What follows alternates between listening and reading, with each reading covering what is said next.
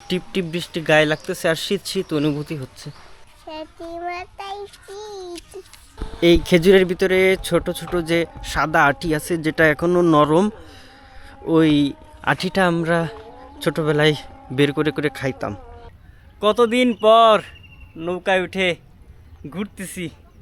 অনেক দিন পর বৃষ্টি হচ্ছে টিপ টিপ করে। আর বাড়ির যে গাছের অল্প দু একটা লাউ ধরতেছিল, এই গাছের লাউ 3-4টা খাওয়া হয়ে গেছে। আর এই যে দুইটা রয়েছে, এই পাশে দুইটা যে নতুন কুড়ি ছাড়তেছে, নতুন নতুন ফল আসতেছে। মাঝে 2 দিন প্রচণ্ড পরিমাণে গরম ছিল, আর এখন টিপ টিপ বৃষ্টি পড়তেছে। গত 2 দিন ধরে বেশ ঠান্ডা, ভালো লাগতেছে, পরিবেশটা একদম ঠান্ডা।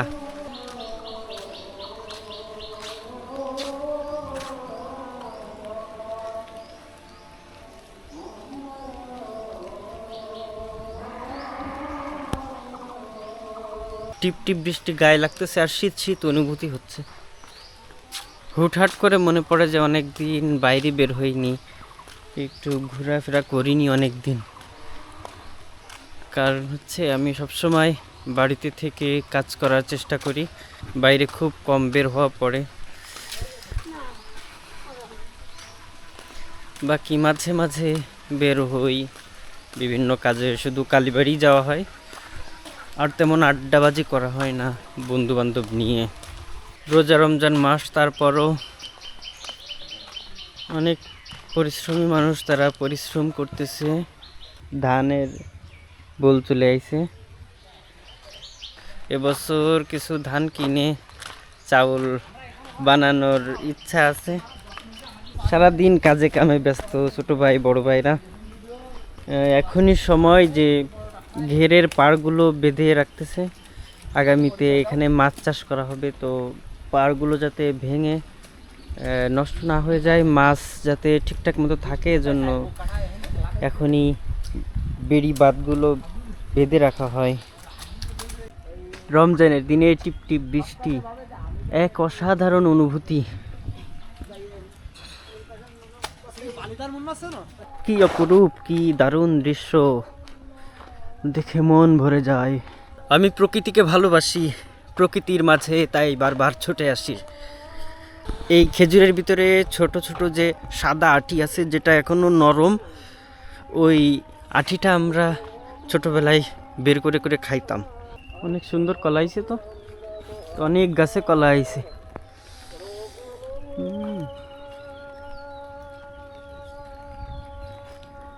গ্রামে থাকবেন আর এরকম টাটকা টাটকা শাক সবজি ফল ফ্রুট খাবেন।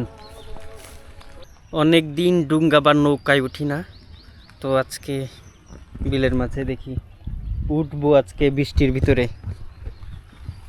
অনেক দিন পর নৌকাতে চড়তেছি।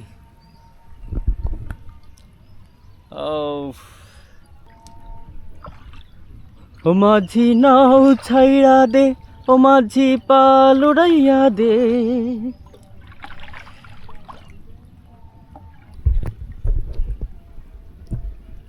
ও কতদিন পর নৌকায় উঠে ঘুরতেছি।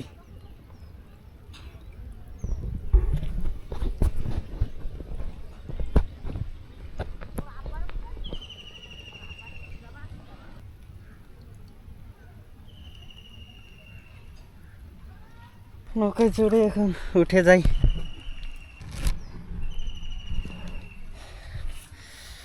অনেক দিন পর নৌকায় চড়ে একটু ঘুরলাম বৃষ্টির এই দিনে। অনেক সুন্দর, যেরকম ঠান্ডা পরিবেশ, আজকে রোজার কষ্টই হচ্ছে না। কালচে মরিচ, এই মরিচ অনেক দিন পর দেখলাম।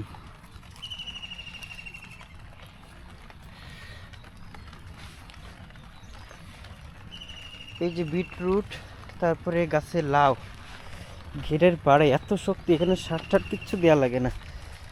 এত বড়, এত সুন্দর, এত সাইজের লাউ, এক লাউ তো মোটামুটি 1 সপ্তাহ খাওয়া যাবে।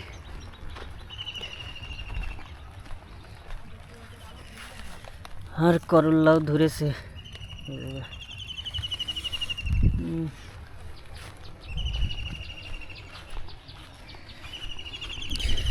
ঘেরের থেকে যে পরিমাণে তরকারি উঠানো যায় তা দিয়েই সারা বছর তরকারি কেনার যে চাহিদা সেটা পূরণ হয়ে যায়। সর্বশেষ সময়ে টমেটো হয়েছে, টমেটো কিছু পচে গেছে। আর টমেটোর তো দাম জানেন আপনারা, এখন 10 টাকা, কোনো জায়গায় 5 টাকাও আছে কেজি। ভেন্ডি গাছ কিন্তু গাছগুলো রোগাটে হয়ে গেছে।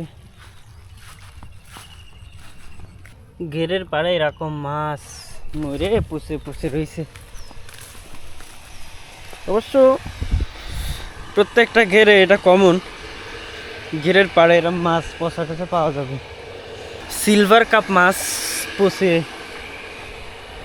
গলে যাচ্ছে। অসাধারণ। আমাদের বিল আবার শুকাই গেছে, এই সময় এসে কি করবে। বিলের পানি শুকাই গেছে, এখন ওই দিক থেকে মনে হচ্ছে পানি সেচতেছে।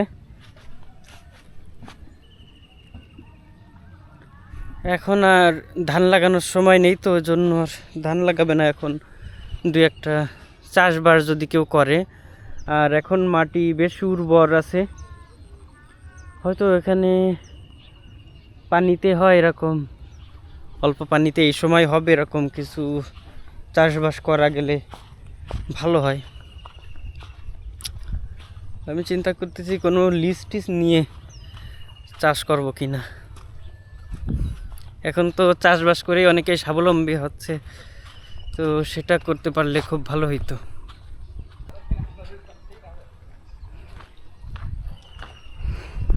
বৃষ্টি মাথায় ফাইজা ছাতি নিয়ে গুরু গুরু করে বেড়াচ্ছে। আমি কি মাথায় দিয়ে যাও? তাই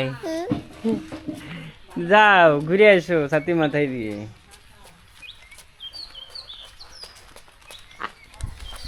ফাইজা বৃষ্টি মাথায় ঘুরে বেড়াবে।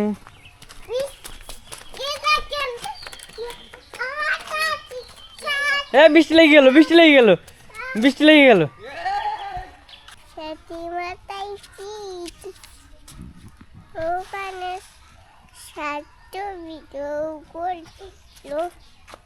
আজকের ভিডিও পর্যন্তই ছিল।